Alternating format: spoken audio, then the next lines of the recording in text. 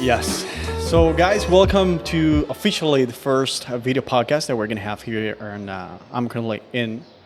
And we're going to be having this podcast, I think, once a week. So, the point of this podcast is going to be high and having like special, in this case, I would say people like the person that I have next to me, Holly Renee. Welcome to the show. Thank you so much for inviting me. So excited. To all of you who doesn't have like any idea who Holly is, how did we met? Like, actually. Originally, I found you through just searching about Cuba on YouTube just to see what was out there. And through that, connected with you on Instagram, booked a tour for one of my friends with you, obviously. And the rest is history. Yeah. Yeah. We became super good friends. Family. Yeah, Family. almost, yes. And it was fun because she was looking for some tours for Viñales. We had a great time. Then we had dinner. And now we are almost family, yes. So thank you for coming by. And Gabi and I, we're going to be talking. I want to make like this podcast like a conversation. And so we're going to have different topics. Yeah. And I want you to explain everything about being a tourist in Cuba because you visit Cuba very often. And there's so many people, tons of people who doesn't even know about how Cuba works. Even though we create a lot of content about it, they still have a lot of questions. And you love Cuba. You've been in Cuba how many times? 3 times just this year. So I don't know how many times exactly, but in 2023, it's April. As of April 2023, this is my 3rd time here. And you're creating TikTok, right? Yeah, I'm creating TikToks, and they're really scrappy. So it's really just using the front-facing camera. I'm not doing anything super formal, but I'm trying to create them in the moment for English speakers who are interested in visiting Cuba or learning, just even learning about Cuba. Because what I'm realizing is that while there is a ton of valuable content about Cuba in TikTok, in YouTube, and Instagram, it's mostly in Spanish. At least the like really deep topics, the things that English speakers are asking about. So I decided to start creating content on TikTok that's English speaking for people who aren't Cuban, never been to Cuba, or aren't from South Florida, because everyone in South Florida also has a familiarity with Cuba. But outside of South Florida, Cuba is a mystery. So. What do you think about it? Actually, Gabi is like, Gabi is just soaking it in right now. She's like, right, she's like, we're going to get in deep. Actually, she was asking all the time, like, give me the questions. I want to know the questions. I don't know how to ask. I don't know what we're going to be talking. She was like very surprised because, you know. Well, a lot of the questions too are things that people consistently ask. So if I create a video that's explaining one thing, I'm going to have a list here. But if I create a video that's explaining one thing, 2 things happen. Number 1, it'll go to the bottom of the feed. Newer content will come to the top of the feed. So then people start asking questions that, yes, I've already answered, but I don't mind creating new content, a whole new video answering that question because A, I answered a long time ago, and B, as you two know, things change a lot. All the time. Exactly. And frequently. Yeah. So sometimes a new answer is required. So even when I do create videos, I try to also say like as of right now, as of April 2023 or whatever, because who knows, the next month it could be something totally different. Well, you know what? Something that actually Gabi and I were talking about that, for example, on Instagram specifically. When I put like, I don't know, like a question box, you know what I mean? People don't ask anything. I don't know why. Maybe they're like too lazy to type. And when I create a video on YouTube, the community is completely different. They do have like a lot of questions. They're always like asking new questions. And you have a list that I want like to discuss about because I think this video podcast is going to be very like valuable. People are going to have like a lot of value through it. Please let us know so we can help you, and maybe you can have like a lot of information about that. Yeah, for sure. I have a list here. Maybe we'll get through all of them. Maybe we'll just get through a few of the like really important ones, and we can I don't know, create something later. You two can create something later. I mean, you always No have worries. my contact. Okay. But interestingly about Instagram, I get questions from Instagram. Usually people just directly message me.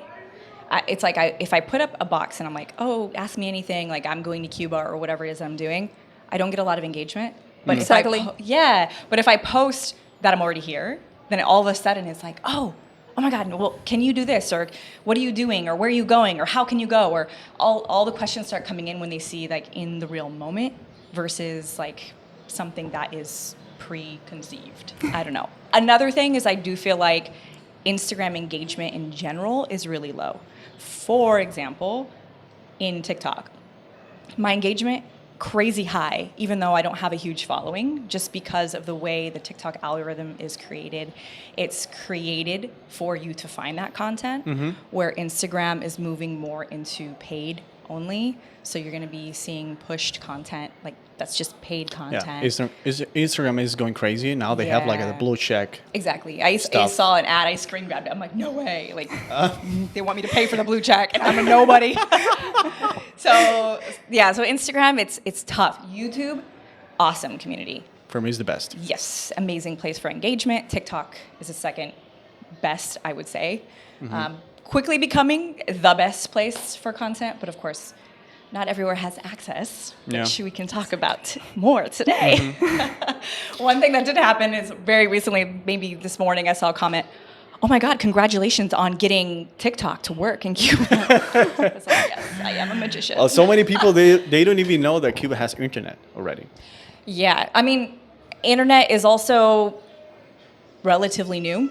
Exactly, Yeah. like 2015, something like that. Yeah, that's not that long ago. And Exactly. yet, Completely new. yes, and yet Cubans are completely adapted to the lifestyle of being, working through social media even. So it's pretty incredible how in such a short period of time, the culture is like completely different.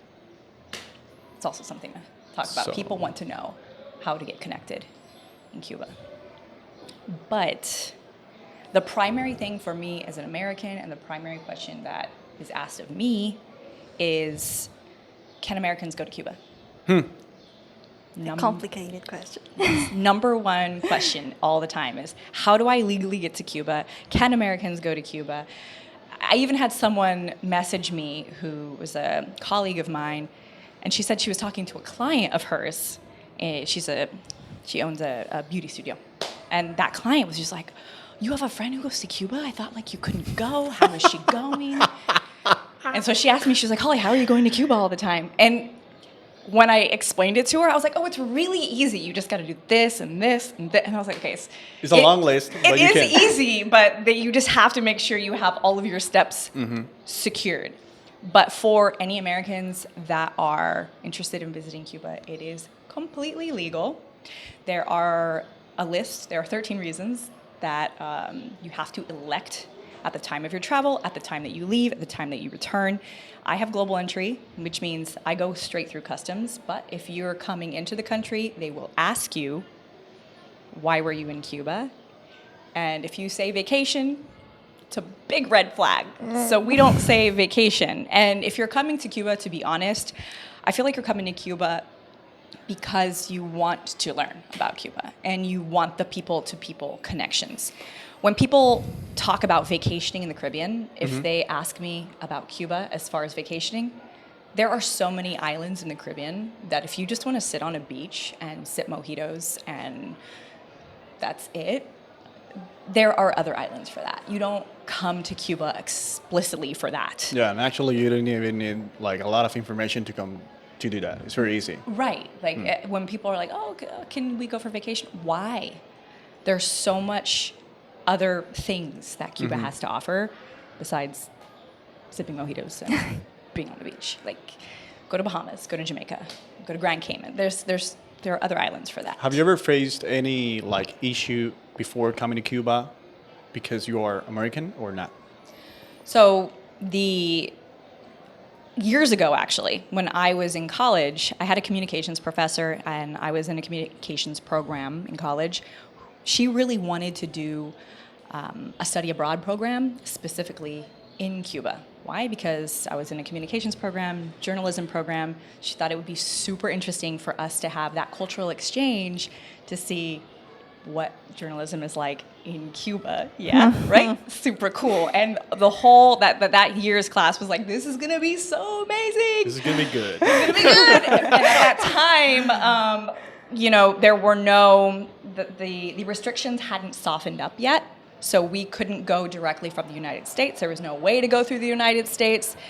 It was going to be complicated, and the college shut it down. They were like, get that idea out of your head. You're not going to Cuba. So I was like, oh. I felt like that was my chance to see the country, and I wasn't ever going to see it other than that. And then we had the restrictions softened up in 2017, I believe. So really shortly after that, I went to Cuba for the first time. And I was so excited because it had been years. I thought I was going to be going for school, for study abroad. That didn't happen. But now it's like, okay, I'm going. And I did all the research I possibly could to just make sure my expectations were met. Because people were like, oh, there's no communication, and your cell phone's not going to work, and getting around is going to be difficult, and you have to there's two different currencies at the time. They were the two different Cuban. Imagine now that officially we have the CUP, which is the Cuban peso, but now we have the MLC, we have the euros, we have dollars. They're not official, but they can be used. So. Yeah, the money question I feel like is a great thing for us to dive a little bit deeper on too, because that is another question I get a lot, is asking about the currency, which currencies to use, how to exchange currency. Always, always, always I'm asked about the currency situation. So that's another one that I think is super important. Well, as you wish, we can follow up the list or whatever. Yeah, exactly. But yeah, so I got to Cuba, and finally when restrictions softened up, and I didn't have a ton of issues going out. It was coming back when I didn't have global entry at the time. By the way, if you're American and you don't have global entry, that's a mistake. Get global entry. But we had to go through customs, and as we're passing through, when we passed through and actually talked to the officer, they were like, okay, great, why were you in Cuba? Oh, a family visit, support for the Cuban people, etc. Okay, great, welcome. And but we did get stopped on the way. There's a hallway, and the officers there were like, where are you coming from? And we're like, Cuba. And they're like, oh, well, we're randomly selecting you to check your bags. Really? Yeah. But that was the only time anything happened like that. And they were super cool. But I was just like, if I had said anything else, would they have done that? I don't know. They were just very interested. It's a mystery. Just because, basically, just because you say Cuba. Yeah, exactly. And at that time, we did have cigars with us, which was legal. To my knowledge, I'd have to double check, but I believe our last president did actually tighten up restrictions again. So things like cigars and rum that are made by the state can't come into the country. You used to be able to bring them back. Now you can't, as an American. So there's that. But that's the only time I ever had any issue. And I was worried about it because a lot of people are like, oh, you should have your itinerary. You should have written down everything that you're doing just in case, da-da-da-da. I haven't even met someone where that's happened, where someone's asked them to show an itinerary of things that they've done. Well, actually, when I was working as a tour guide, so many clients from the United States, they were asking, for example, if you had a dinner or whatever, they were asking for the receipt, because they wanted to show. Once they were probably worried that something was going to happen. Yeah. Because nothing did, probably. Yeah, but they were like, hey, please, can I keep the check? And people were like, why? No, we have to show this. Yeah, a lot of people still, to this day, when I see in blogs or I see on social media, they're like, oh, keep your itinerary, keep what you're doing with you. But I don't personally know anyone that has ever had to show that. But you don't do that.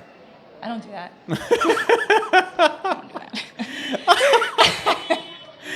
So you see, I like living life with adrenaline, which is why I like coming to Cuba, obviously. And now you're having an extreme experience. Yeah, this is true. We're going to be talking about that.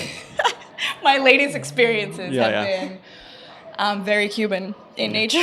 Yeah. You don't know, guys, what we're talking about, but we're going to go with that. Yes, I love it when people are like, if you go to Cuba, you should be staying with the Cuban people. I'm like, whew. Oof. Whew. Only you knew. You don't know what I'm doing now. But I digress. To rear it back, I've had no troubles. I don't know anyone who's had trouble. I suppose it is a possibility, and if you feel more secure, then absolutely, I think it's not like a terrible idea to have at least something written down, an email, something like that. Just if you are someone who is like, I want zero problems. Yeah. Just follow the line. I have it written down, but I'm not sure if that's going to be an issue. I think the biggest thing right now is that there are additional steps to get into Cuba as an American. So previously, prior to the pandemic, you had to have a visa. And you have another thing that I want to talk about is the visa is the same for no matter what reason an American is traveling to Cuba. It's a tourist visa. So that confuses people. Yeah, they think it is like a typical visa. Then some people say that it's a tourist card, so green card, so many cards. Yeah, or what they think is they're like, What the heck? but in the 13 reasons and online it says I can't go for tourism, but this is a tourist visa. So they're freaking out, and it's just the same visa no matter what. So that's the first thing I like to mention is you have to have a visa. It's the same visa. Don't panic if it says tourist visa. As there are two ways to get it.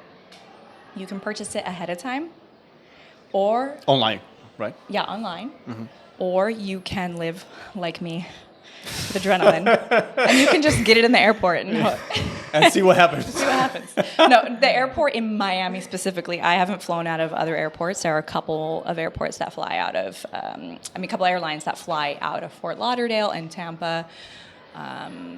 But I fly out of Miami, and I can buy the visa that day. And there was only one time where there was nobody working to buy the visa, and I was like, what?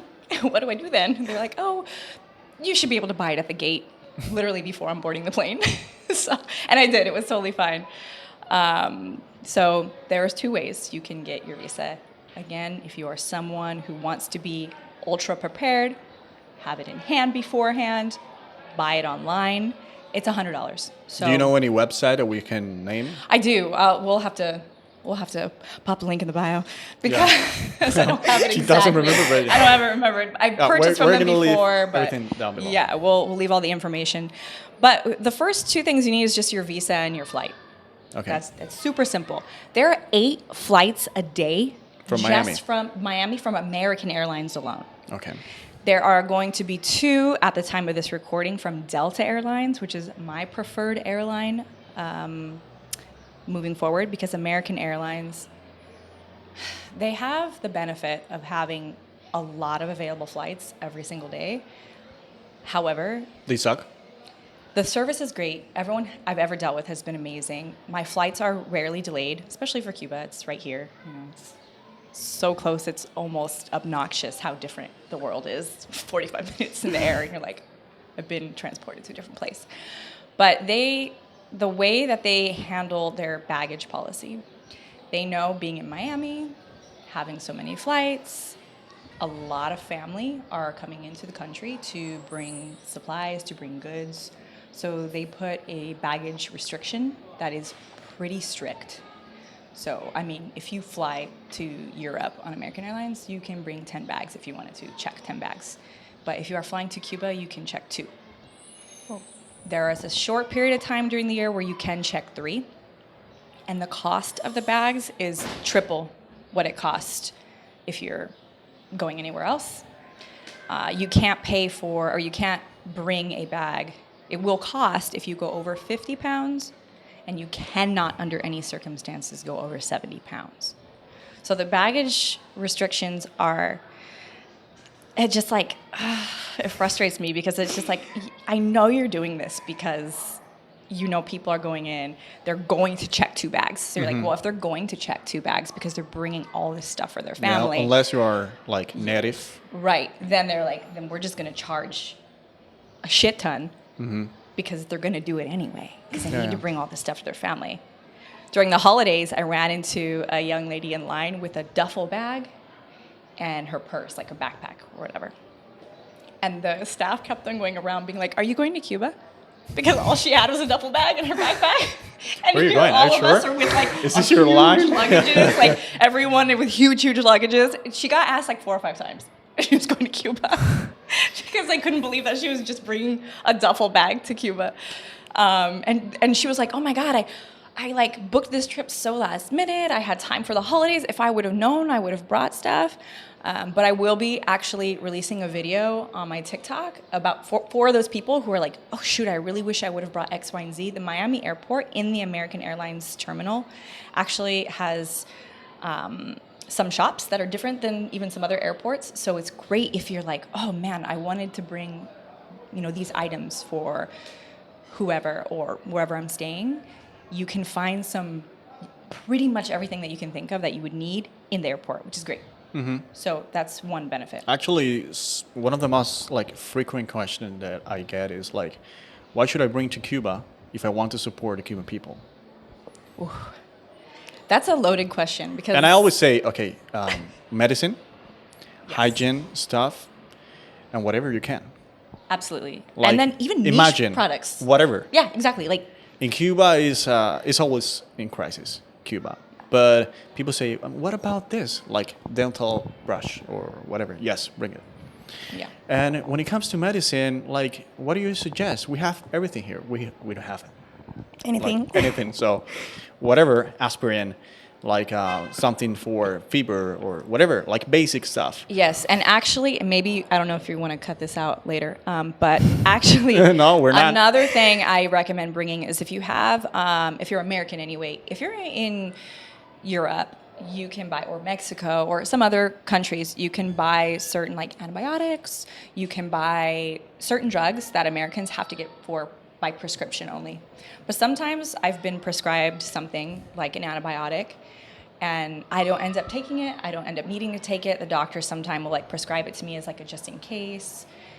And I bring that too, because even antibiotics, super important. They're like random medications. Like I have seen online someone bringing like anti-seizure medication. Yeah, some people might need it. Yeah, exactly. So think of outside the box. Yes, the basics, antihistamines, Tylenol, aspirin, but also prescription drugs. Or if you're abroad, if you're outside of America and you can get access to certain antibiotics and other drugs, a good idea to bring. Even niche products, there are some, like if you are staying in a casa particular and you're going to be staying with a family, I tell people like ask the family, because there might be some very specific things that are needed. Well, some people say, no, thank you, we don't need anything. But at the end, you know. Yeah, exactly. Now, if they do tell you no thank you, which I do see happens a lot, bring the basics. Yeah. just bring it anyway. That's bring the it classic anyway. answer when they need the basics. Exactly. Just bring the basics. They're going to appreciate it. But it's nice when you get something specific like that they need, like a can opener. That was asked of me. So even like kitchen knives, cutlery, housewares, things like that even. You never know what someone might need. So Okay. So yeah, to answer that question, bring whatever can fit. Yeah. It's sad, but that's the reality, you know? Yeah. And the reality is there are, like, I do believe when visitors come, they're seeing Cubans with different economic status. So some Cubans, like what they want or what they need is going to vary dramatically based on the kind of support that they have, or if they even have support outside, if they have family coming in. You see people living dramatically different. Yeah. It's very contrasting Yeah. all the time. Yeah. Even though, for example, right here, we're shooting in the middle of Havana, and Holly came here and was like, wow. Just by contrast to and where I I knew was that, and I knew sitting. that because, I mean, if you go to the balcony, you're going to see a place, a building falling apart, and you're going to have like a beautiful hostel next to it. Yeah. And that's how Cuba is, you know. And a fancy hotel and a museum and the capital, it's very different. Everything. Yeah. Capitol building is iconic, though. The Capitol building never gets old for me. It really doesn't. Yeah. So, if you have any question, let me see the list. Let's see where the list Let's is. check the list. Yes. So we have here how to even get here as a U.S. Oh, yeah. I didn't even finish that thought. So One thing about me is I love to talk. We couldn't advance it. Meche, tú lo ves muy oscuro, se está viendo muy oscuro. ¿Sí? $24.50.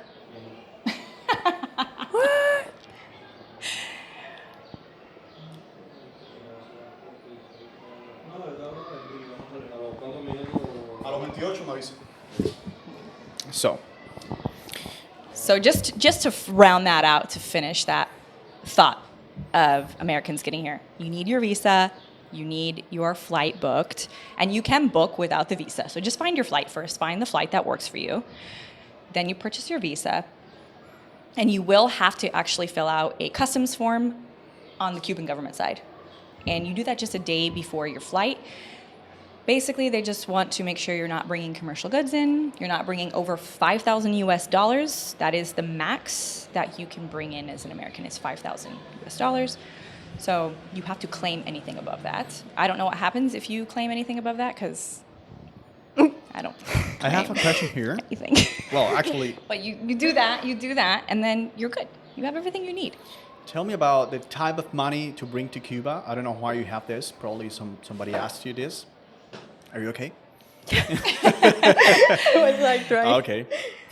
That's Gabby, guys. Listen, we're trying to not kick down the table. She's, So, type of money to bring to Cuba, condition of money. Why condition? Because you're talking about the paper yeah. itself? So one thing that always fascinates me is how picky Cubans are with the bills that you bring. Oh, yeah. Heaven forbid your money has a rip, tear, a little piece of tape on it. It's game over. You might as well consider yourself not having money if that happens.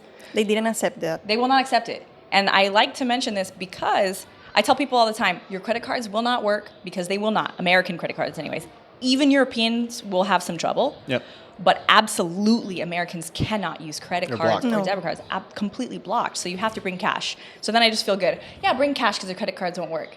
And go about my day. And I'm like, oh, but if they bring cash, it's got a tear in it. Yeah. Don't bring coins, by the way. No No. coins. Coins No. do not serve you. Even for tipping, Yeah. they know. Oh, yeah. And then just make sure it's like you have to go to the bank to take out your cash and just be picky like I am. My bank even knows me. They see me coming. They're like, "You're going to Cuba again." They already know. I'm like, excuse me, this $10 bill is just not quite right. I'm going to need a So new you're one. like checking every single one. Checking every single one. And so I'm telling you, my bank knows me. But check it. It's okay. Ask them to change it. If it has a tear, if it has, any marks, if it's taped closed, like just get a new bill. And do you have completely. any tip like bring 50s or 100s or 20s or all So of them? I have found that taxis do like to have the American dollar, or I'm sure euro is fine as well. So it's good to have a few small bills, but the thing is, the larger bills are usually in better condition because they're not circulating as much. So the larger bills, you're like almost guaranteed you'll have a better condition bill. And you might as well exchange those bills for however much time you have. But have small bills and don't exchange everything all at once. So a pro tip here is like, don't exchange all the money at Don't once. exchange all of your money at once. Exchange it as you need. Exchange it as you go. You'll always be able to exchange it, especially for bringing U.S. dollars at this time. At the time of this recording, U.S. dollars will be wanted. So exchange as you go. Why you have here type of clothes to bring to Cuba personal, plus to live, and types of activities, etc. What do you mean? Like if you're going Yes. out and Exactly. It depends on how you want to travel to Cuba. For example, I usually bring not so much with me as far as clothing, and I'll just wash and rewear because I want more space in my luggage. and because you're living the Cuban life, yeah. you normally don't come for a week, actually. Yeah, Not anymore. at least. Yeah, exactly. I'm usually here for at least 2 weeks or more. That's for me. But so I don't bring as much personally. But if you are someone who's traveling to Cuba and you are traveling because you're like, oh, I want to go like see viñales, you're going to be on horseback, you're going to be hiking, you need to bring the appropriate gear. Exactly. Yeah. And Comfortable shoes, comfortable Yes. clothes, everything. Yes. And the streets here, you guys, it's like dancing. So bring comfortable shoes no matter what type of clothes. That includes like your night clothes, like something you're going to wear out to a nice dinner. don't bring heels. I don't know. It's just like No. just don't. Cuba's not hills. Yeah, exactly. heel's not Like country. it's just bring a cute sneaker and wear it with your dress or whatever. Just be comfortable. So yeah, bring clothes depending on the activities you're going to do, and then what I am saying in here as far as like clothes to bring, because I try to bring clothes or leave clothes. Like if it's my own and I know someone I can leave it for, I will. I've noticed, and correct me if I'm wrong, shoes are kind of the big one, more than clothes, I've noticed. I think, I don't know, Gabi, Greater what do you have demand. to say about this? But I think it's because they're expensive. Exactly. Like, it's way I- too much. exactly, And it's I hard don't to know. find, though. Like, most of the shoes there, for example, in my case, I'm not picky at all. I can wear Adidas, whatever. But Yeah. some people are like Nike or, fancy stuff. Because I don't know why. This is true. When you visit Cuba, you see, like, I don't want to say poor people, but people who have, like, regular lifestyle and they want to be wearing all the time, like, expensive clothing. Yeah. And that's a huge mistake. But, well, they want to have, like, I don't know, tell me a brand. I don't know, expensive brands? I don't know any. Like, whatever. They want to be They wearing want to that. have name brands. Yes, Yeah. all the time. And in Cuba, it's impossible. So you have to bring it. And if you're wearing a nice Nike like this, this is a classic, Yeah. and I can fit it, it's like, hey, I love that. And people are like, And most people are like, you like it? Keep it. And I'm saving $100 just because you, $100 US. yes. Yeah. So they're So expensive. that's how much they would be sold here. Oh, this? Uh-huh. I think a little more, right? A copy. Say a copy. These are not a copy. These are original. Yes. But let's just say No, in Cuba, they sell the originals, too. Oh. Yes. Some private shops, actually. You can go to rebolico.com or you can go to some private places and you're going to find them. okay. Expensive, extremely. Like, if you got this for 100 here in Cuba, they're going to be like 150, maybe 170. Maybe more. Maybe more. It depends about the shop, the person. Sometimes you can negotiate the price. And that's another tip. Always negotiate the price in Cuba because you never know. They think that just because you're a tourist, you can pay for it. Yeah, case in point. I was out on those streets the other day, as you know. Yeah. And I told Gabby about that. I told Gabby, I was like, no way. Yeah, she did that. yeah, and I saw a couple of guys selling bread, just a little bread, and they wanted to charge me like 3 times. Because I just know what the cost of things are. And when they told me the price, I was like, bro, no, not today, No way. not today. But they see me, yeah, we're gonna ask her for 3 times. Yeah, sure. They're going to try, and the first price is going to be super And listen, high. I don't want to say oh, you should be cheap with the No, people no, here. no, at all. No. But it's also you got to look out for yourself. Yeah. I mean, at the end, if you want to pay for something that you know that it is going to be expensive, it's because you want to, Yes. Or at least you can negotiate the price, and then at the end you can leave a tip, whatever. Right. But that's up to you. Yeah, I mean, it's exactly. not just because you're a Yeah. tourist, I'm going to be charging you double the price. Yeah, because I do want, I don't mind. I leave in a good tip and I go eat out or whatever the case. But sometimes it's just I know when it's just something that's just being ridiculous. So if that's the case, How do you listen to? Good. Acercar un poquito más. What do you think? I don't know. I cannot. Yeah. more. Yeah. Just like Perfect. that. Awesome. Okay. So the other question, I'm gonna get. Well, this is a good one. Much items to bring for sell. I think for sell or self. What do you put here? I wish I had a better answer for you. Much items to bring for self and Cuba. What's that? Oh. Yeah, so this is kind of in the same vein as what to bring for the Cuban people. Okay. I let people know you also have to keep in mind of what you're bringing for personal use. Uh-huh. Because if you're going to Spain, if you're going to France, if you're going to any resort in the Caribbean, Mexico, it doesn't matter where, and you're like, I'm not going to bring that because I'm going to go buy a razor at the pharmacy, Yeah. or I'm going to go just buy shampoo and conditioner travel size when I'm there. Yeah. You can't just forget about it in Cuba. Yeah, you're not gonna find that. You're not going to find it. So I tell people down to your daily routine, almost there will be things in your daily routine that if you are someone who likes to like do your hair, do your skincare routine, like you like your specific body care, you like all of those things, you can't forget a piece if you want to have that daily routine when you come here, because you're unlikely to find it here. And there are certain things, yeah, of course, you can find, but A, it's going to be an adventure. B, how much is it going to cost you? So it's better just to record your daily routine. What is it about that's non-negotiable? You have to have it in your daily routine. Make sure you bring enough for your whole trip, because otherwise you're not going to find it here.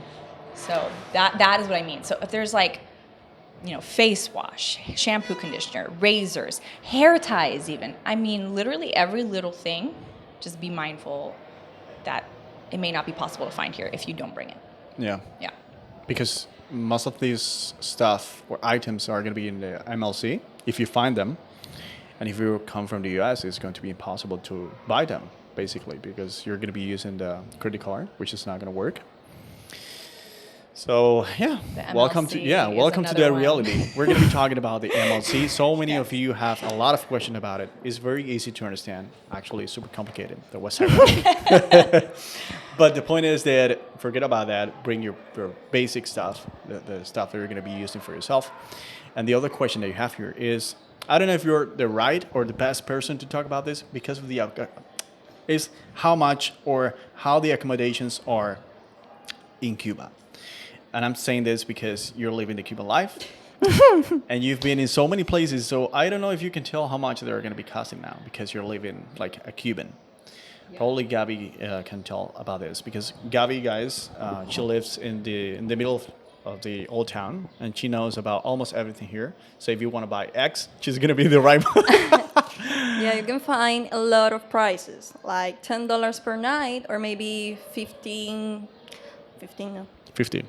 50 or $100. It depends of the. Maybe if you want to stay in the old Havana, in a casa particular, for example, it's very cheap. But if you want to stay in a hotel or maybe in a hostel, it's more expensive because they have maybe a breakfast service or maybe they have a pool. I don't know.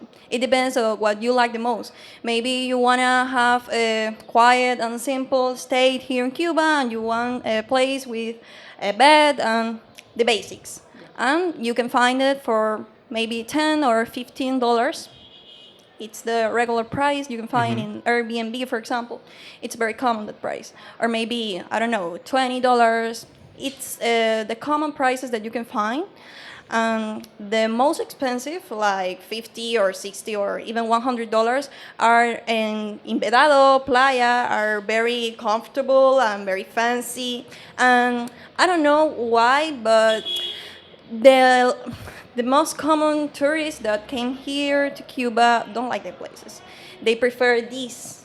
They prefer to stay with the locals Everyone and wants talk. to be in Old Havana as well. It's very, very easy to find maybe a tourist that came here and stay in a place that you can say that.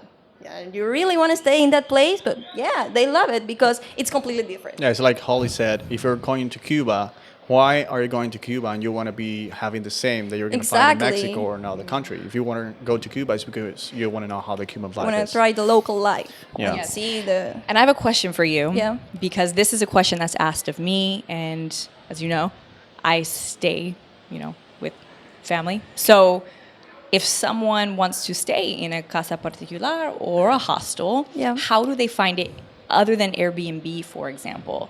Is there a way to find it? There's like a few casas that I follow on social media, like in Facebook and in Instagram.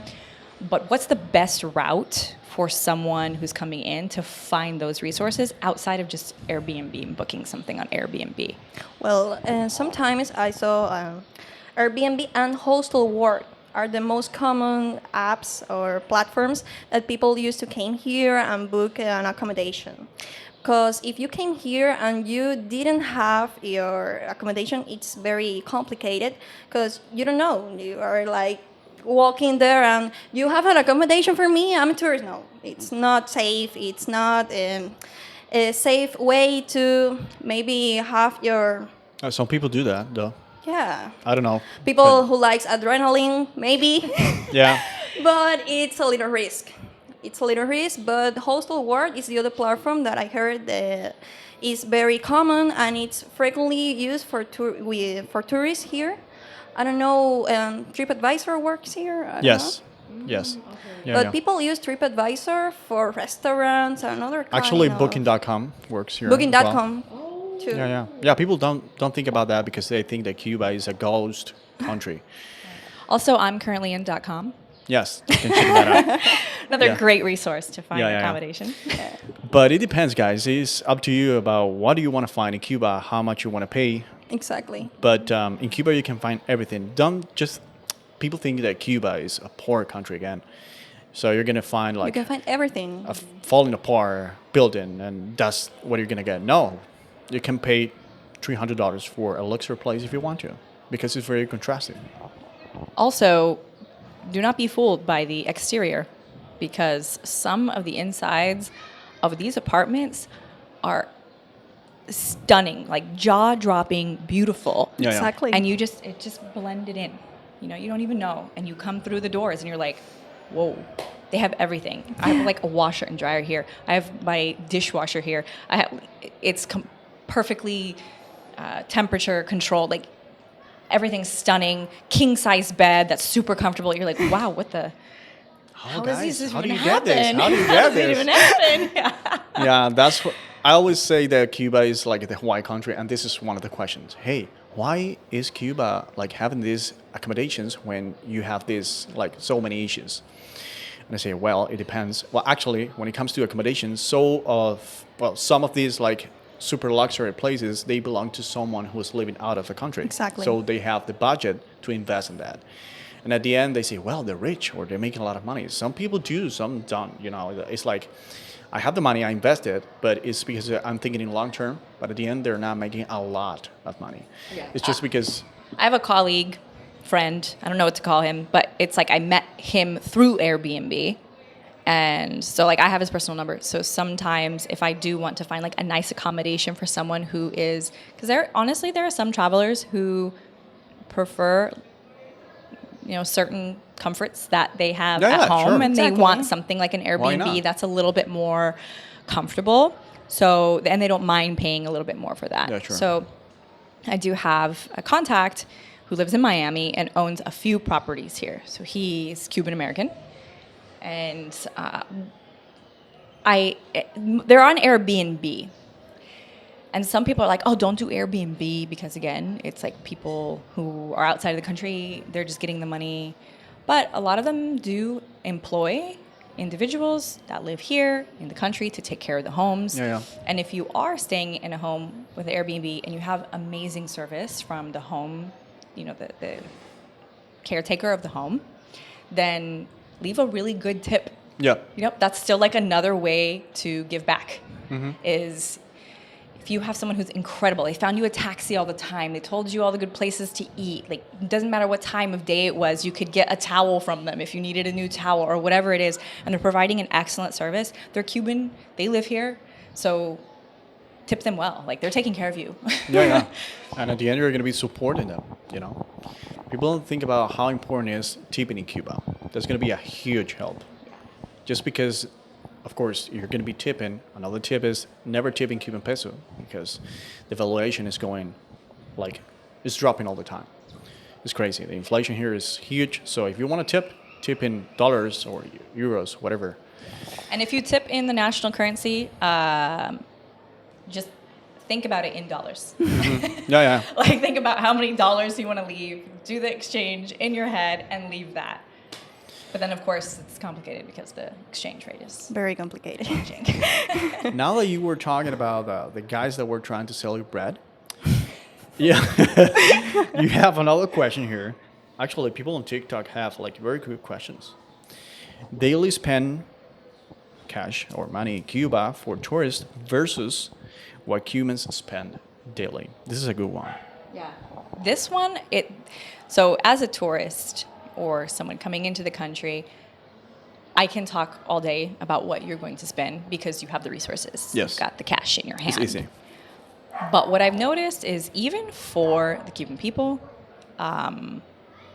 it's incredible to me that if you're not like doing a side hustle, if you don't have help from the outside, and this is more a question for you guys because I'm in the neighborhood buying stuff from the neighbor who has a contact who can sell us oil, and so I'm buying it. But I spent 2,000 pesos for oil, cooking oil.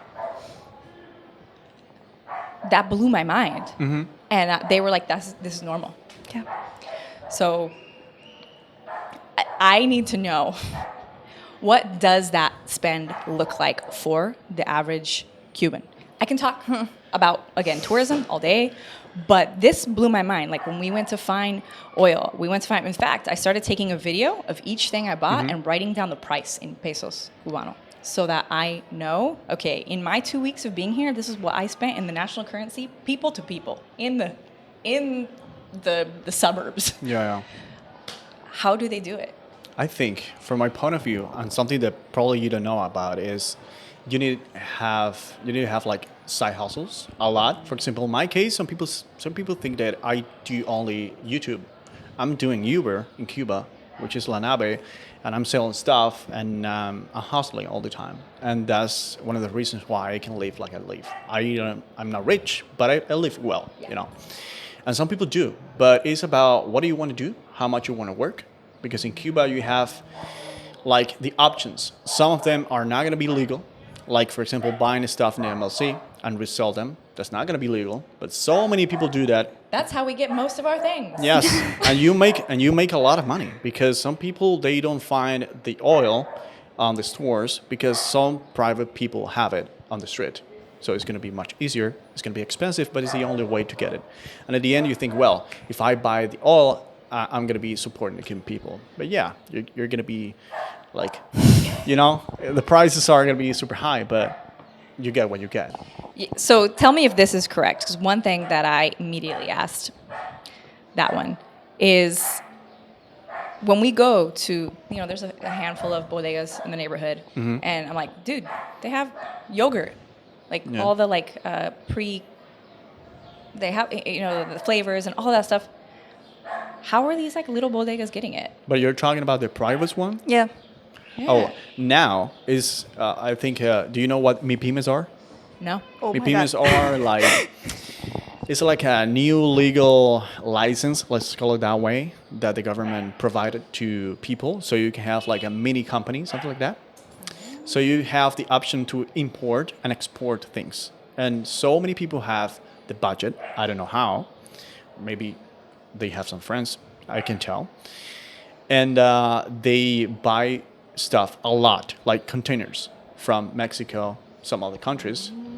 So they bring all this stuff.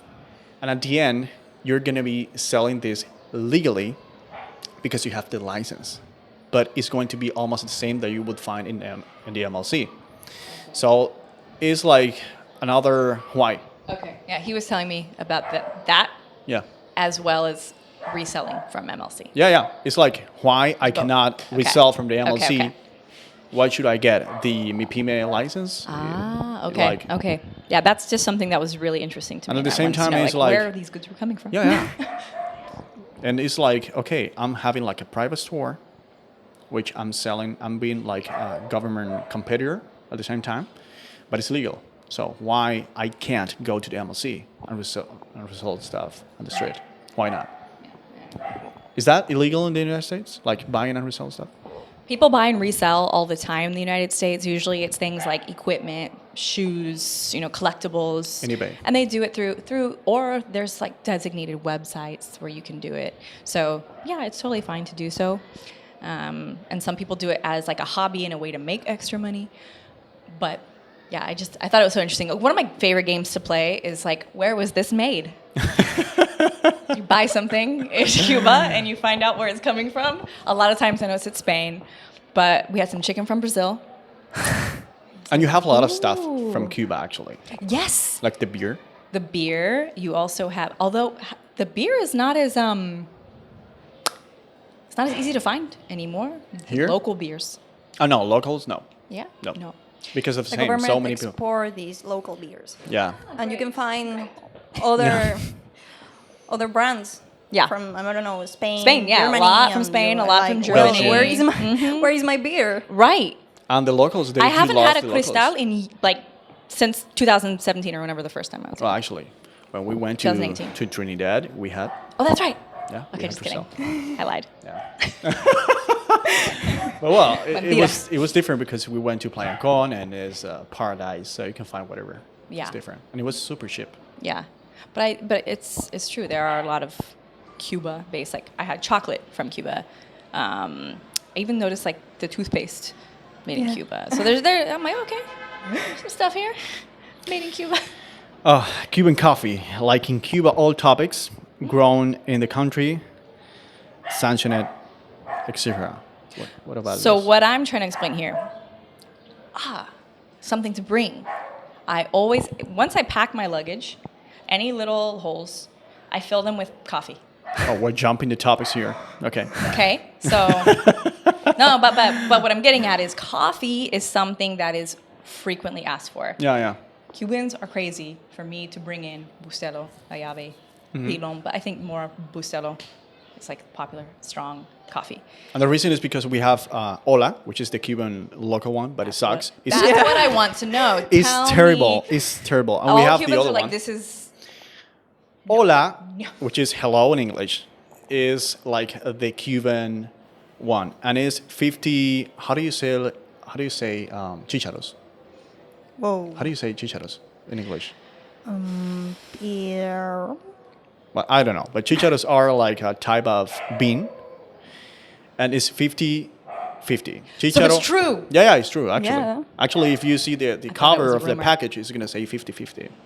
So it sucks. It's terrible. And also we have Cubita and some other like Cuban brands, but they're going to be sold in the NMLC. So it's hard to find. And some people, they do prefer having La Llave, the other brands, because they love right. it. So, and then on that same coin, we had exceptional coffee in Trinidad. Yeah. So, what about those individuals who are growing and producing coffee? I Is think- that coming back in Cubita and other forms? Like, where is that coffee going primarily, or is it only for? Well, actually, I have no clue about that. But what I think okay. is that if they have like a private farm, something like that, well, when we were doing the tour, the person that was chaka chaka singing, I don't remember the name, but it was super fun. Actually, you can watch the video. And they were like chaka chaka, and then he was like explaining all about that coffee. He said that we have to give a percentage to the government because we are like having the farm. And it's crazy because at the end, I don't know that brand. I don't see that brand in the MLC. Where that coffee is going. Yeah, And once we tried, because we tried, and it was terrific. amazing. So I don't know. But I was just curious at the coffee question because when I stuff my luggage with coffee, and people see pictures of my luggage, like family, when I'm like, oh, I'm going to Cuba, here's the luggage. Like my best friend's always like, how's the packing going? Show me the packing. Like, show me your skills. And she sees all the like random coffee. Coffee everywhere. Coffee everywhere. She's like, you're bringing coffee to Cuba? and Aren't the they coffee known? here, if you find the coffee here, Aren't it's they going to be known for expensive as F.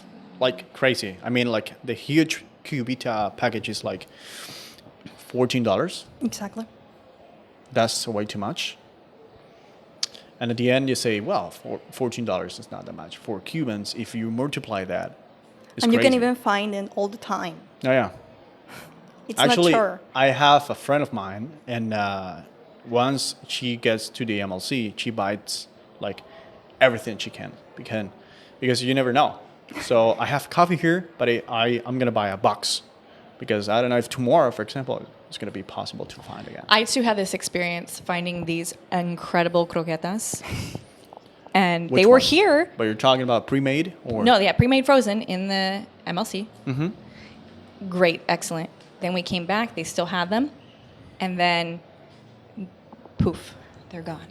and you never see them again. That's a Cuban experience. Yeah, It's never like, see them again. I was where like, and and now when are all, we gonna get all them I back? think about is like, damn, those were so good. I don't even know the brand. I don't even know where I'd find them if I wanted to find them for myself. I don't remember where they came. They came from Spain, but still, That's the I'm Cuban just like, marketing. They want you to feel that pain. Like, when that's going to happen again? I want to wait for I that don't understand what the concept is. moment. Yeah.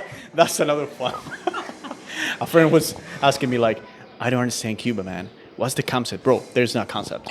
Dead faced. There's no concept. Yeah. And it was like 1 second reply. Oh, man. It was so fun. Groceries and what they cost. MLC versus bodega. Now, okay. Oh, gosh, yeah. Yes, groceries. Oh, right? Yes. So basically, what an MLC is like a typical shop store that you can go and you can buy stuff. The difference is that you cannot pay using cash. It's impossible. For us, as locals, we need to use like a MLC card that the government provides you. It's completely free. You don't have to put any money unless you want to like put the money. The thing is that this is how it gets complicated. If you want to put some money, you need to put euros or any other international currency, but forget about the USD. No. And the funny fact is people, most of Cubans, they have family in the US. So the money they get is USD dollars, you know. If you want to buy dollars, the government is going to sell you the dollars 120. Yeah. So you have to pay 120 pesos per $1, which is super low compared to the street, which is nowadays 185, something like that. Yeah. So you're going to be expending a lot of money to buy the MLC because you cannot buy the USD, you cannot put the USD. So it's like a headache because first of all, you need to find money to buy the MLC. Then you have to find the MLC because it's not easy. It's not like you go to the government, hey, I want to buy MLC. It doesn't exist. The government do not sell you MLC, so you have to go to the street. Rebelico.com, some other places. WhatsApp stores, people do that. Telegram. Yes, Yeah. Telegram, which is illegal, by the way. Now it's like forbidden. You cannot do that. People do, but it's the I'm a only way. delinquent. Yeah, it's like, it's the only way you have. And that's another why. Well, Cuba is the why country. So once you get the MLC, it's like gold. Okay, I'm going to the store. I want to buy toilet paper. There is no toilet paper. It's like, okay, I'm going to buy. Go to another store to see if they have toilet paper. Yeah. Then they don't either. Or Or that's all they have. or the crazy situation is like you go there, you stay hours in the line, hours, forget about that, 6, 7 hours, waiting for the toilet paper. You get inside, there's no toilet paper. And that's the same situation with everything. So basically, MLC is like another currency that we have, like virtual currency. Let's call it that way. And the MLC is, I feel, really more beneficial to those who have family on the outside, Yeah. who are Of course. sending money in. And you guys, when you go into these stores, the prices are very similar to groceries in the United States. Sometimes, yes, quite a bit less, but I have seen things way more Yeah. in my own currency from my own country. Like the milk, for example, Yes, rice, yes, rice, same coffee. even pasta. Yeah. Now, you can find pasta on the street, better price. But I've seen it in there thinking, God, this is more expensive than the prices I'm spending in Miami, in my grocery store. Mm-hmm. So it's pretty crazy. Another thing to mention, because I know you're saying like when you go to the MLC, when he says you, he means when you as a Cuban, Yeah. because you as a tourist cannot shop in these stores. Yes. These I mean, are- unless you're coming from Europe, but Yeah, exactly. some of you are going to have issues with the car as well. So Right. So I don't know why. it's- Don't even ask. Maybe the bank. I don't know. Yeah. Another thing I noticed when I was out there in those streets, visiting all the neighbors, gossiping, I learned that there are a lot of Cubans, especially Cubans out there in the country, who, I say country, it's not even the country, it's still Havana, right? But they're a little bit older, some of them don't have family on that side. They're asking me how the MLC works. And Really? yeah, they don't know. Like they were just like going back and forth, like, no, you need this and this, and I was like, they don't have a card, they don't have a lot of support, and they don't understand fully how the MLC works. Because they don't have the option to get it. Exactly. So that to me was also like, whoa, it's crazy. Yeah. Guys, if you are listening to the motorcycle, it's because we're in the middle of the old town. Yeah. So Yes. that's the Cuban vibe. Welcome to Havana. This is flow. Okay, yeah, this is our yeah. flow. Actually, we love that. That's Yeah. what we wanted to have. We want the ambiance. Yeah. Oh, God. This one. Gym. Fitness. Wellness in Cuba. This is your topic. Oh, gosh. We're having an accident here. Gabby got too excited.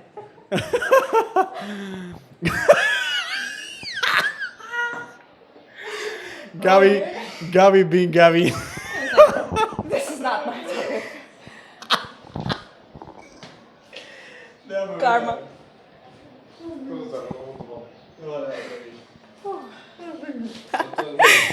So, no, dale. Oh, gosh. This is behind the scenes. So, gym, fitness, wellness in Cuba. Why?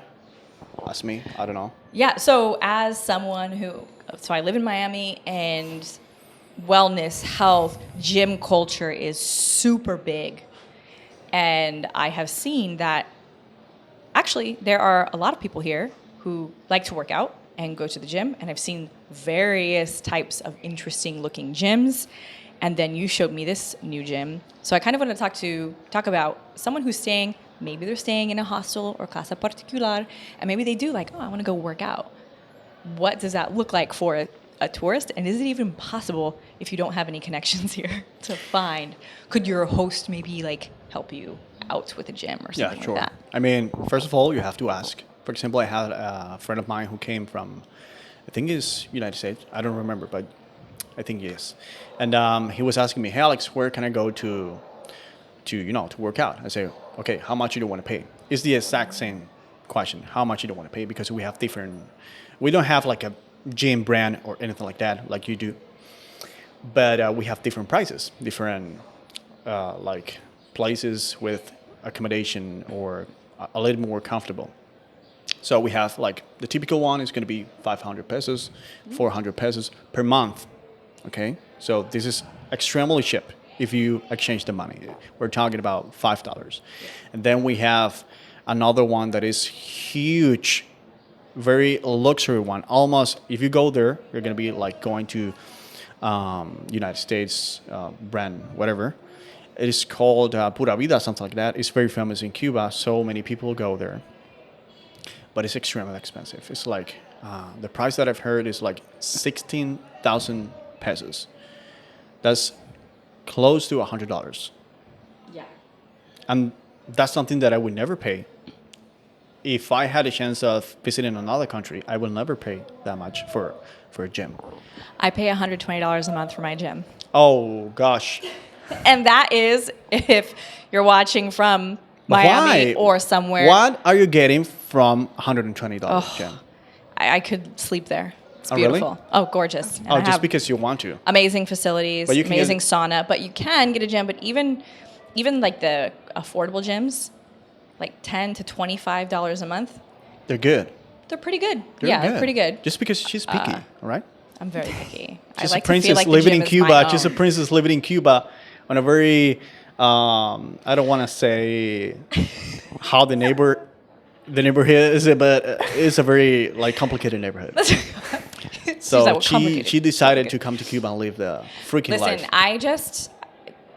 I can go with the flow. Yeah, you but know, that's a completely I have different the flow. things I love. She goes to And the I have- extreme.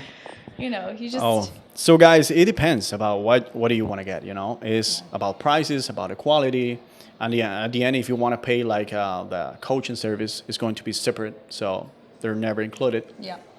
Same in the United States. So it's the same. And then also for those who are really strictly regimented and are coming to Cuba, one thing I like to say is live in the gray. If you have a very strict diet, as in not diet like you're dieting, but like the way you eat, Well, that's a complicated topic here. That is a very complicated Because topic. it doesn't really matter if you're paying $100 for going to a gym here Yes. because it's what you want to. You have the money to spend it. The diet is a complicated thing here because of the same. Yep. You got to go to MLC or you got to go to find the food, and it's going to be extremely complicated unless you have the way to find it out of the United States. Yeah. Or you go to Revoluico.com and you want to buy some protein or you want to buy some carbs. But it's up to you. But it's super hard. The If you wanna recommendation buy- is to bring your things with you. yeah. Like, I don't know, oats and some food like that, that it's very complicated to find here. It's very, very, very recommendable that you bring these things with you. For example, for business, for fitness people, as basic as, for example, chicken breast. It's super complicated to find. If you go to a place, MLC again, and you want to buy chicken breast, you're going to see a huge, but we're talking about more than 60 people waiting hours to buy chicken breast. The face of a Cuban who has like got chicken in hand. Yeah. There is no happier face. And if you're wondering why people are like waiting that long to find chicken breast, it's because that's the only thing they're going to be selling that day. It's not because, okay, I want to buy a chicken breast because I like it. No. Maybe you want to buy pork, but that's chicken breast what they have. So you have to buy it because you This get is what the you only get. option. Yeah. And if you are a tourist coming in, I really love that you mentioned bringing in the things that are hard to find here. You can bring food in. Mm-hmm. That is totally fine. I've even brought in cold food in a cold pack on my hand carry luggage. I brought in like cheeses. I can tell. Things like And that. you have a So- lot of candies and sugar stuff and cookies. Listen, and I've left that life behind. It was the holidays when I brought I brought Come on, last time you came Nutella and we met, it was like a huge bag full of stuff.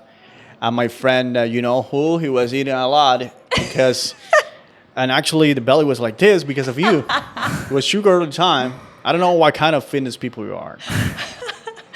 No, I do love to bring like Sweet cookies, cases.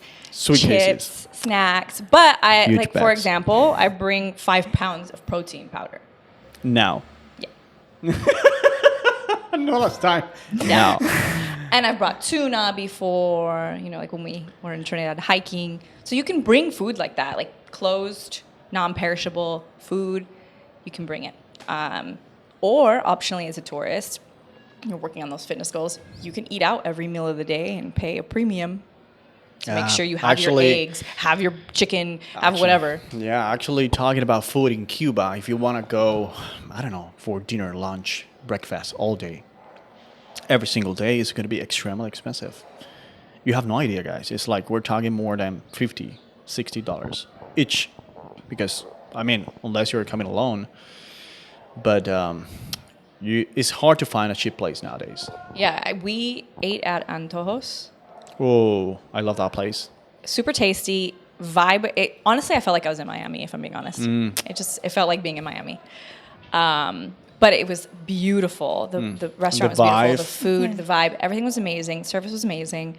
And the bill ended up to be about in US dollars, like $86 for 2 people, which is tremendous money. Yeah, I know. In Cuba. I know. Can you eat cheaper than that? Sure. Yeah, sure. It depends. Yeah. But it's up to you. What do you want? Now, if you want to go to a cheaper place, wait for the line.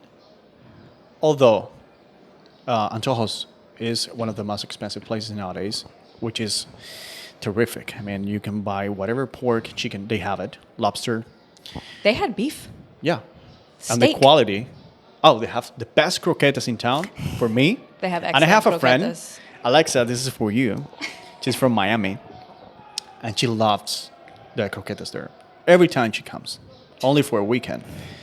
Hey, Alex, what are you up to? Let's go to buy some croquetas. I said, what the heck? Okay, let's go. But we're talking about croquetas. If you don't know what croquetas are, it's something like this, full of, I don't know, how do you call croquetas in English? I call them croquetas. Okay, but you're Cuban almost. So something like very terrific with chicken and some sauces, and they're expensive, but the quality. So what I was saying is, even though it's expensive, sometimes they have a huge line. because Cubans, they go there, tourists, they go there. Yeah. And it's one of the places that you can go, and you know they're going to be paying a lot of money, but you're going to have the quality for that money. Oh, some people say that it's overpriced, but it depends. If you have the money and you want to spend it, It's also nice occasionally to have a nice night out like that. sometimes. So, sometimes, yeah. Like once in a while. Like I actually don't eat out a lot, even when I'm living in Miami, because imagine how much it is here. Some people say the same about the beer 5 and about times. smoking cigar. I don't drink in my country. Yeah, That's no. bullshit. You don't Not me. drink? No? Nope. Really? I don't even have alcohol in my home. Oh, that's another thing. But But if you I go don't- out, what are but you I going to don't drink? go out. Water?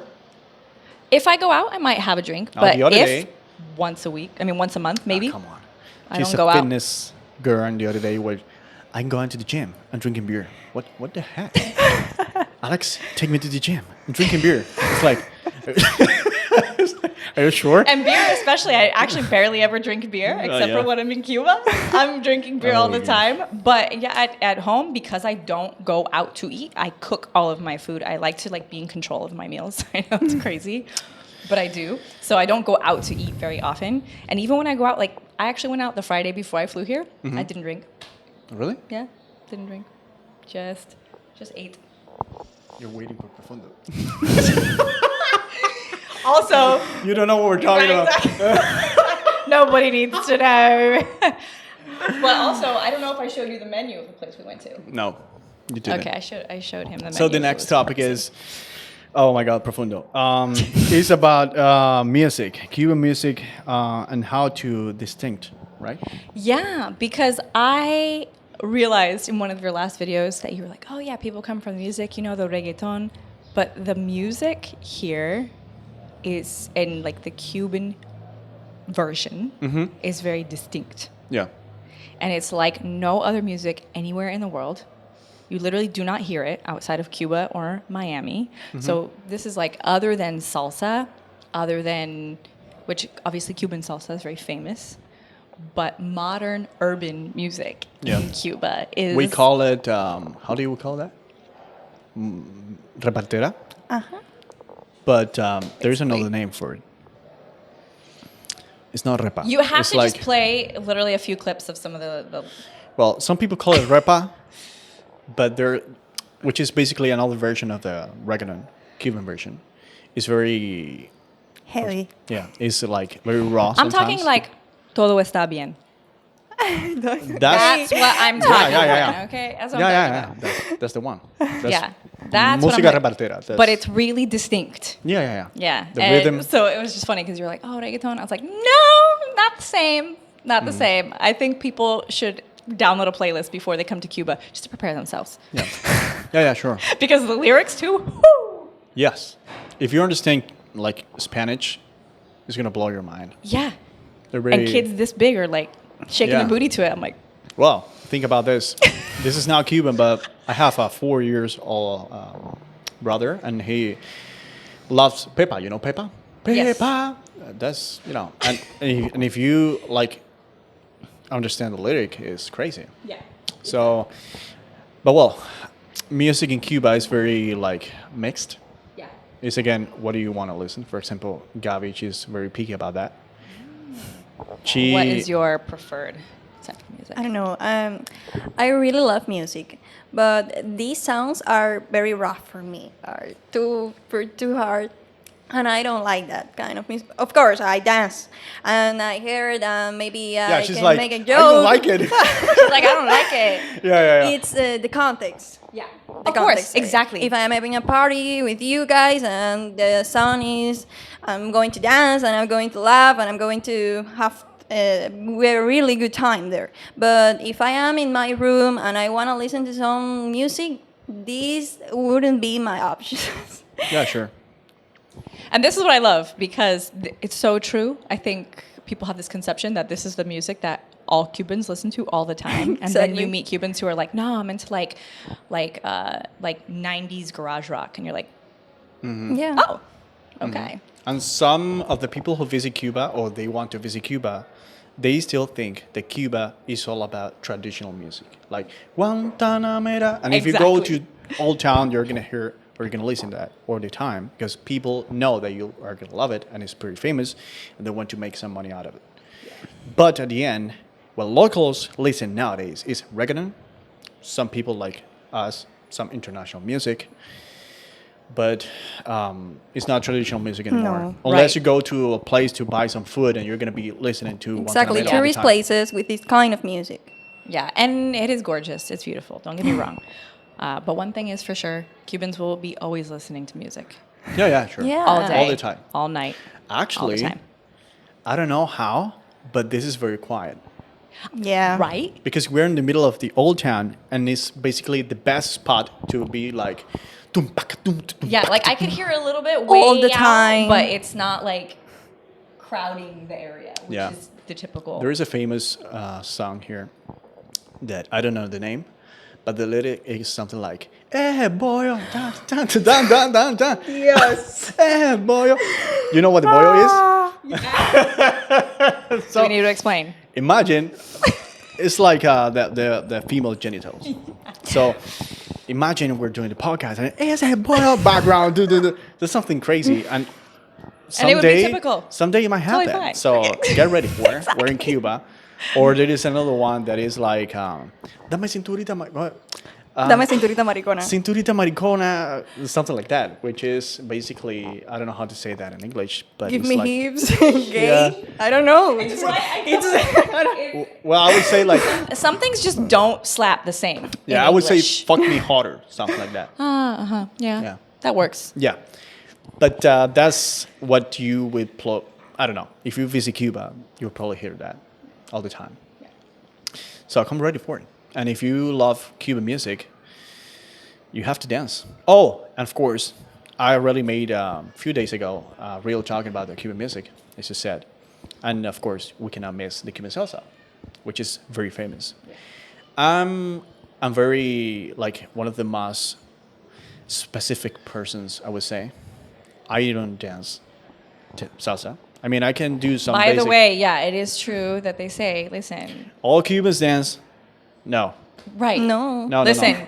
Cubans are people, Yeah. and not all people dance. Yeah. And I'm one of those cases. Neither do I.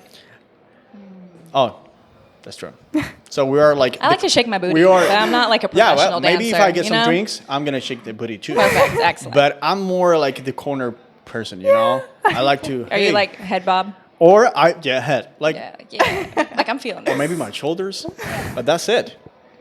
Unless I'm getting drunk and I'm going to be the best in the room. But that's going to be one day and one day only.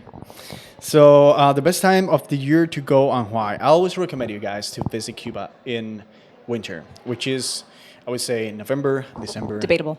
Yes. And until, I would say, February. That's it. If you come in summer, you're going to die. I love April. Well, it's kind of in the middle. I love April. I really do. April for me, well, I love the heat though. I hate it. And I hate it. Some people say you're not Cuban. I am, but I hate it. all Cubans think they love the snow and they've never seen snow. So No, I don't want to say no, snow. I'm teasing. But a lot of Cubans are like, dude, I cannot wait for a cold front, basically. They're just like, in the wintertime when it gets really cold, Cubans are wild for that. Yeah. They love it.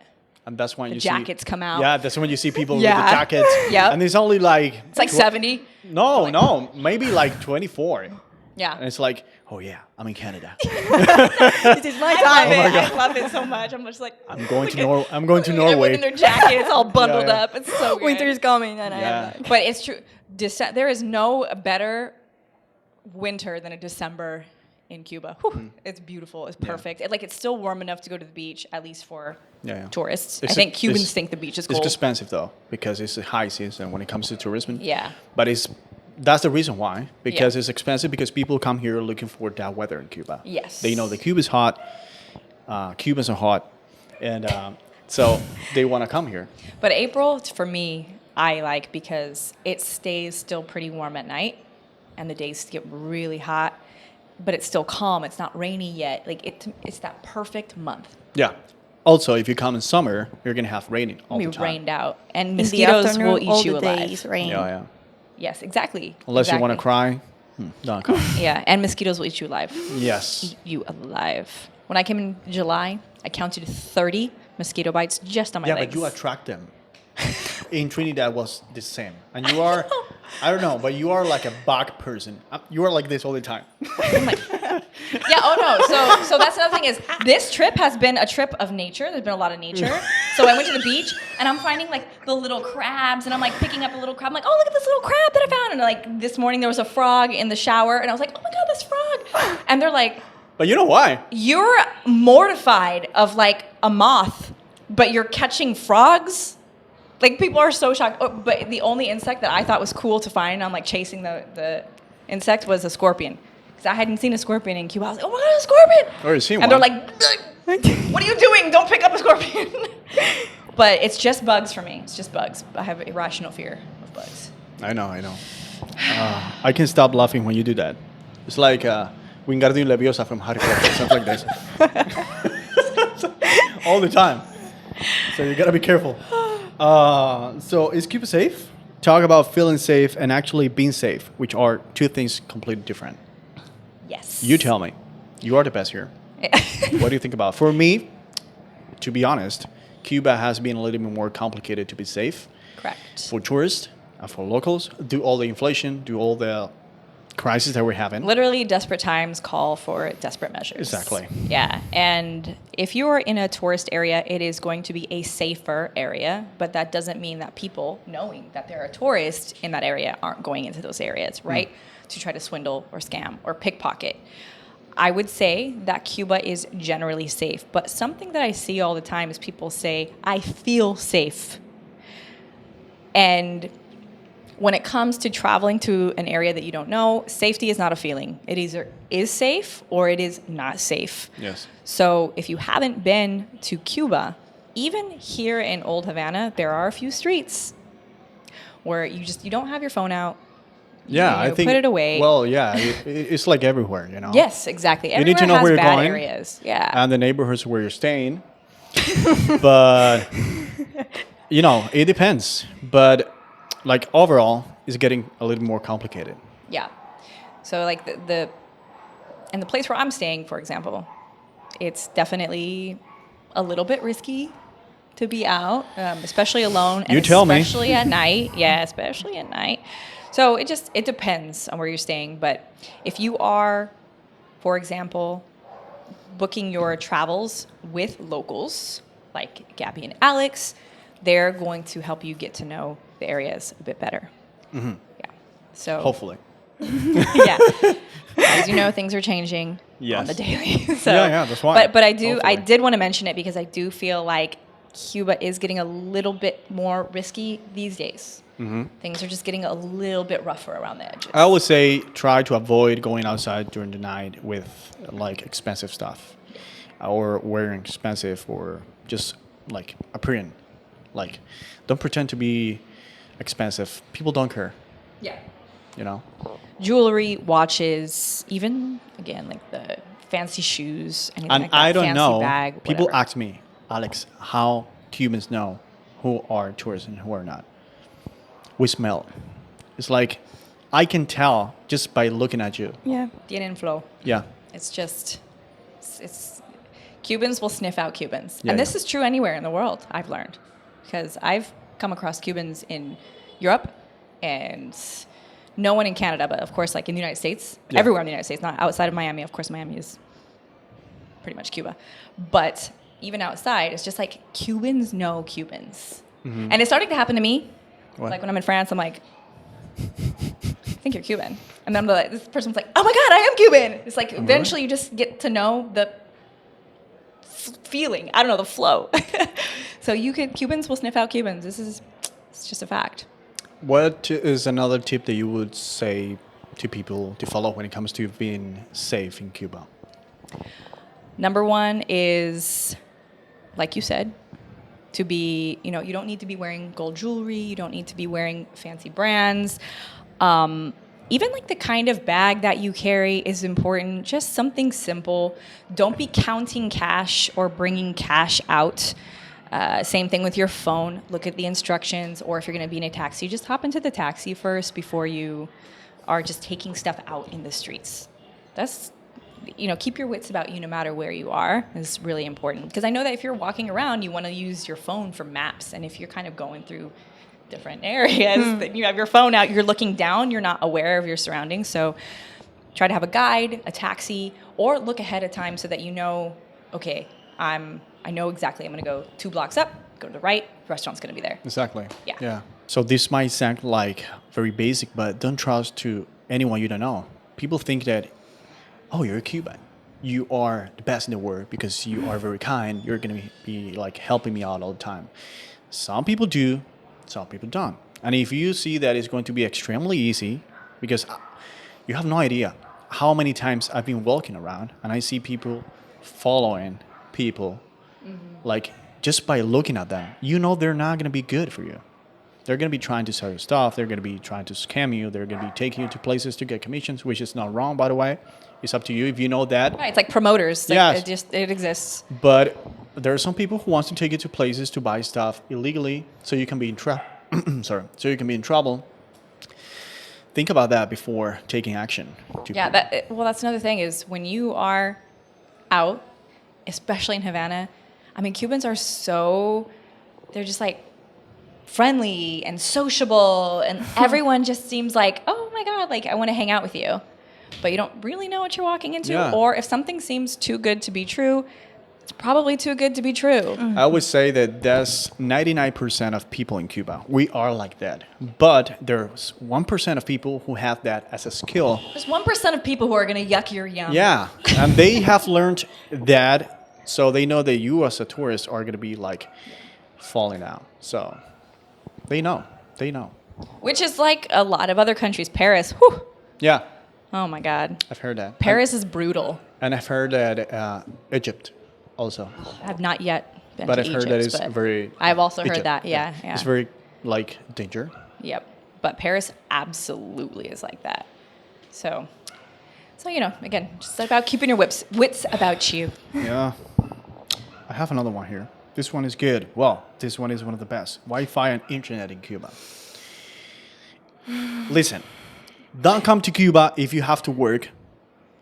Like... Unless you love adrenaline. Yeah, like my friend here. This is going to be very complicated. The internet in Cuba, although we have internet nowadays, is terrible. It doesn't really matter if you go to a hotel now, because years ago you say, okay, you go to a hotel, the signal is going to be the best. Forget about that. It's no longer that way. You can go to the Wi-Fi park, which was the beginning of the internet in Cuba. Nowadays you have data, so you can buy data by going to a Texa, which is the only telecommunication company we have. And it sucks. This is the truth. It's terrible. So they don't have any competitors. So you get what you get. If you come to Cuba thinking about, hey, I'm going to spend in Cuba 15 days because I have to work, but I want to have some friends, I want to have a good time, that's not the best idea unless your name is Holly Renee or something like that. So think about this. Come to Cuba thinking about having no internet. If you have zero communication, that's the way to go. Now, if you have signal, good for you, because you never know. But I always recommend you try a list. If you're coming for a week, try to get a SIM card, because you're going to have a chance to be communicated with your friends, your family. Hey, I'm in Cuba, I'm okay. That's it. But don't think about, what's up? Oh, my mom called me. Oh, oh my God. Oh, I love this. Oh my God. That's my mom. So if you want to come to Cuba, don't think about having internet at all, because it's not going to be easy. Yeah, so even if you have a SIM, it's not reliable. Yeah. So, and you can get a SIM as a tourist, actually in the airport before you go through immigration. There is a kiosk, and you can get a tourist SIM in that kiosk that's preloaded with a bit of data. You have a Cuban phone line, so that's a way to have some form of communication. Do not, I don't know about Europeans, but this is absolutely for Americans. Do not even think about data roaming or calls from Cuba unless you just love burning money. I don't know. Yeah, if you're a millionaire or something, yeah. We are talking about, I think, with my carrier, like $2 and 49 cents per megabyte. You guys, that's like Wow, that's insane. insane. Per minute of talk is, I don't even know how much. It's a few dollars. Each text is $1, and then I think 50 cents to receive. You are going to spend a fortune roaming with data in Cuba. So if you have to stay connected, get a tourist SIM. I stay connected for work, so I have like a designated line here that I recharge. I've been really lucky working from Cuba because I worked here the last couple of times I was here, and I actually had a pretty good time this last week. Yeah, but that's something that you can trust. You can't trust because this last week, the last 2 days, I literally got makeup on today. I was breaking out. Like I was stressed. I was sweating. Trying to get onto my meetings, trying to I was just like this. Thank goodness I have a manager who is an absolute angel. She knows where I'm going. She knows why I'm going. She also sent some things over, so she is like, it's fine, we plan ahead for these kinds of things. And I do try to plan ahead the best I can, but I don't recommend working from Cuba. That's not the best idea. Not the best idea. So no data roaming and just take time off. Actually, one of the questions that I get all the time is like, Alex, how do you create content in Cuba? How do you upload the videos? Nightmare. Yeah. And actually, Gabby, now she's working with me on the channel, and she's facing a lot of issues. Today, we were trying to upload a story or something, and she was like, oh my gosh, the internet, oh my gosh. Also, the cell phone that she has is... Modo avión. Yeah. Yeah. So it's hard. It is. But in Cuba, we say, or at least I think that we're like warriors, It's what we have. We have to do it. And I love creating content no matter what. Yeah. But it's hard.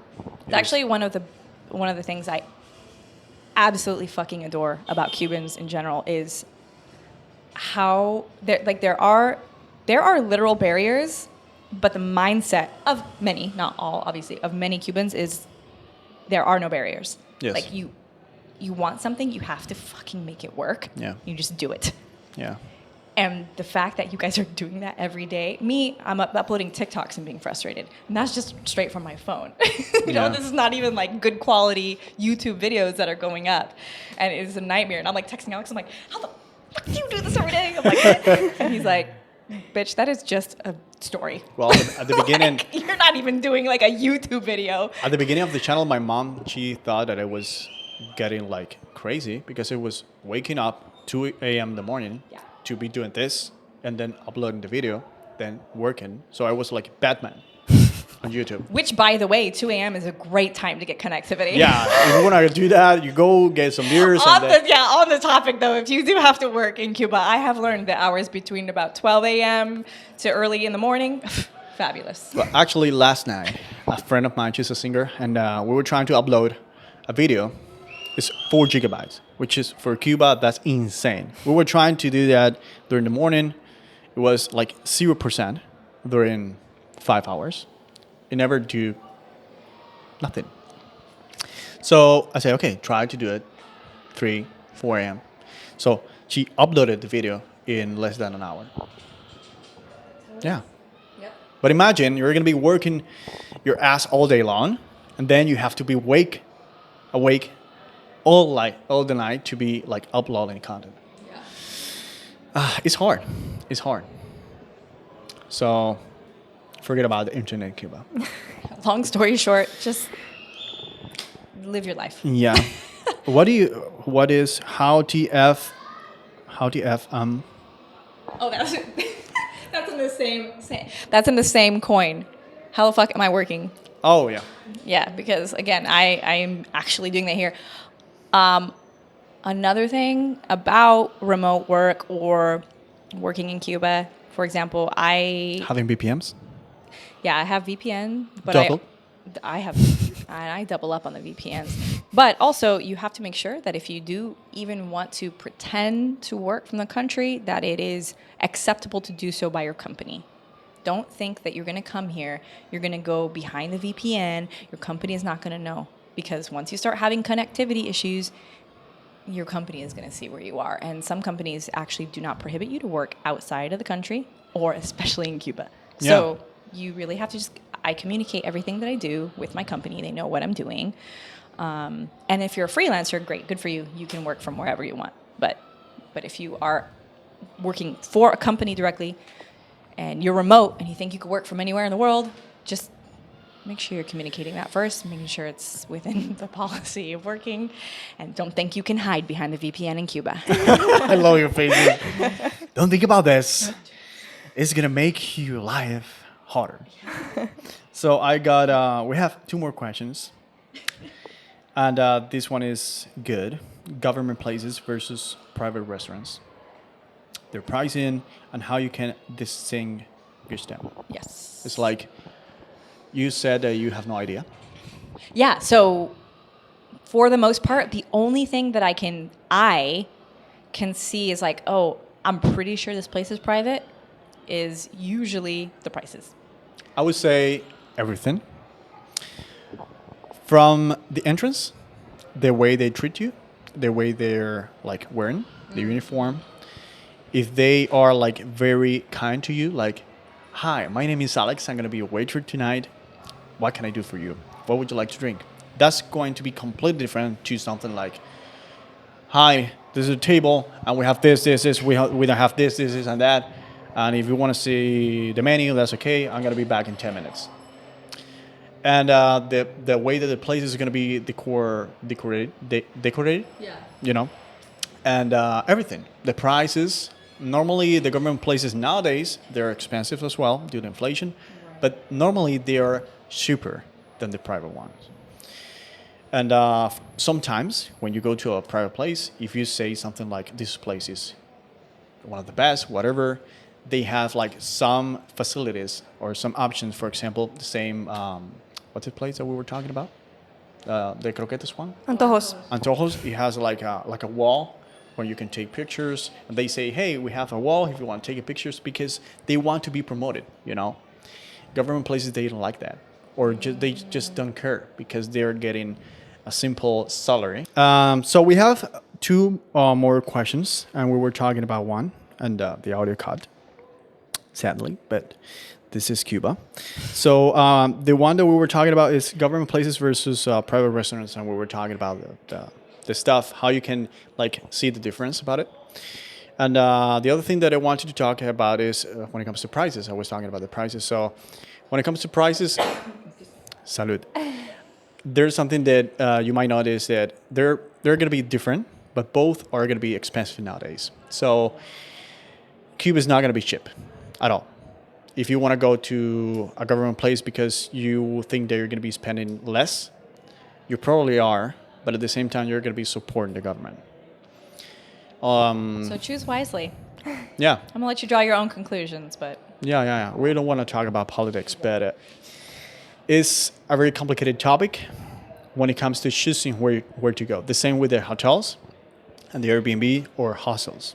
I would say you can get almost the same if you go, for example, to hostels and Airbnbs. Some of them are going to be great, and some of them are going to be even including a lot of stuff.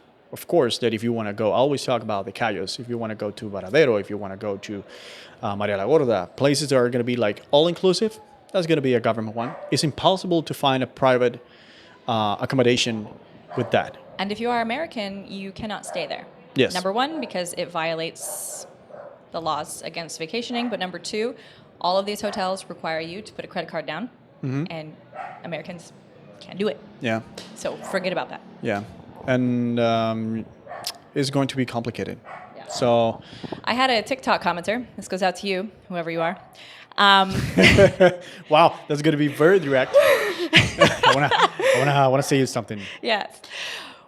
That commented on the video I posted showing the price changes in restaurants, just like in 6 months' time, which has been very dramatic. Prices have skyrocketed.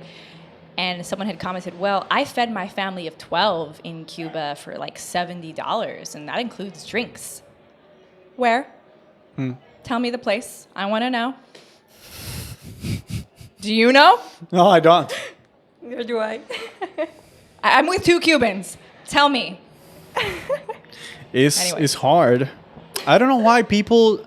Actually, there are so many people that have never visited Cuba before, and they talk about Cuba a lot. Like, I know Cuba is like this. I don't know why you guys talk about this. Have you visited Cuba before? I haven't, but I've heard. You don't That know. includes Cuban Americans as well, by the way. So many of them but- that they have like lived their entire life there, Yeah. just because they think that they have like a family, or people who have visited Cuba. They know about Cuba. You don't anything about Cuba. Cuba, once again, changes all the time, every single minute, and it's one of the most controversial countries that you're gonna And see. this is not to discredit anyone who Yeah, yeah. hasn't been to Cuba and is Cuban. There's a lot of complicated emotional trauma. There's a lot involved, right, with Cuban Americans who have never been to Cuba, as well as those who have been to Cuba. So I do try to stay very sensitive of that and try to let go of judgment. So my TikTok, for example, if you're on it, I am a little riskier. I can be, right, because I'm American. And so sometimes people pass through my profile. And there's definitely some battles going on in the comment section now and again. And sometimes I just gotta let it be. You gotta let Let it go. things go. But I do try to create content with keeping that in mind. The fact that I am not Cuban. I'm American. So Cuba lover. Cuba lover, but not Cuban. So I do try to stay sensitive of the fact that Cuban Americans who have decided not to come back to Cuba are doing so because of various reasons, and that is okay. However, just note that it's jumping into the comment section to kind of have a debate about it then becomes a different problem. That's what I'm getting at. The big picture of all I'm saying is, just there is a human being on the other side of that video who's created that content. So just be mindful of your words when you leave comments. And when it comes to creating content, people don't realize they're doing that for free.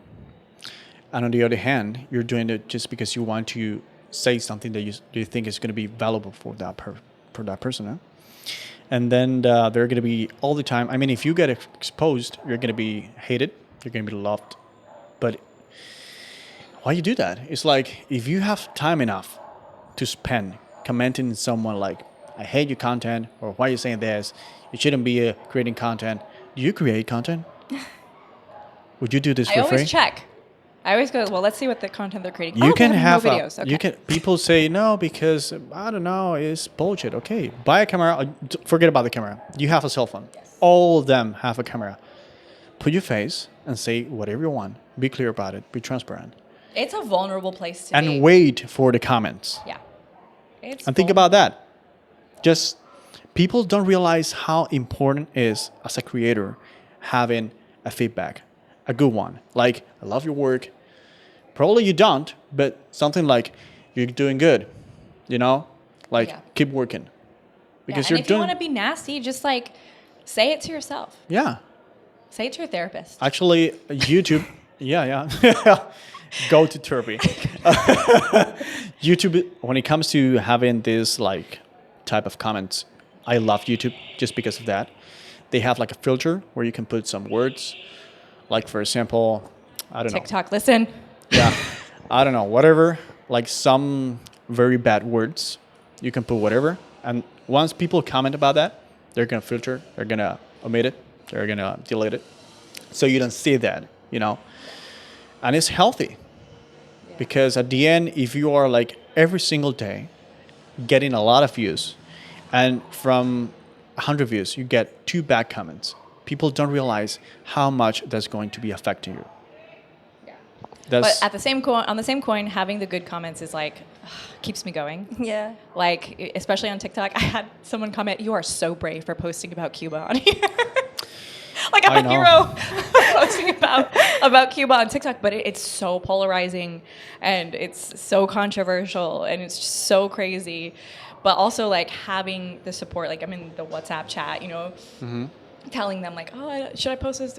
This is the video I posted. I'm sending all the things, and they're just yeah, keep going. I'm just yes. That's, and why not? Why not? Yeah. I'm doing this just because I want, and I want to show you something. Yeah. Unless are people this is my face. This is how good I am. Which happens all the time. Yeah, but that's not content. I mean, that's you exposing yourself. Yeah. Yeah. Just Some kind of content. go to OnlyFans. You have OnlyFans. But also, if you are seeing this content on TikTok, just note that you unfortunately can't follow Alex or Gabby on TikTok because TikTok is blocked in Cuba. So I'm posting on their behalf. Another question is medical. I have it here.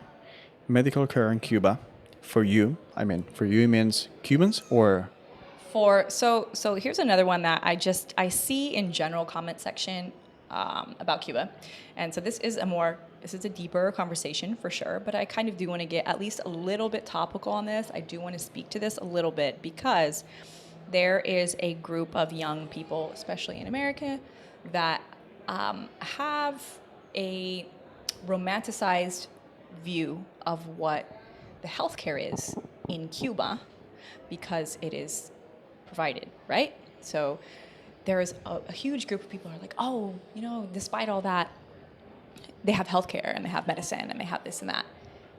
And if you're a tourist, your experience receiving care is going to look very different than if you are a Cuban national. Mm-hmm. So without getting too deep into this, I kind of wanted to talk about what the difference looked like if you did have to have care in Cuba as a tourist versus if you have to have care as a Cuban national. I don't really know about this. Okay. I have never had any clients who hopefully had any issues. Thank goodness. Yes. See? 10 out of 10. And in Cuba, other than just going to hospital because you have, I don't know, mosquito bite or something like that, which is someone, it doesn't need to be like a doctor. I'm going to say, hey, put something there, But I don't know how it works. Of course, it's going to be different. Yeah. I don't know if you have to pay a lot of money or not.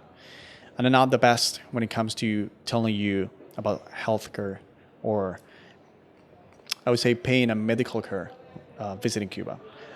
I would say, though, come with the travel insurance. That's very important.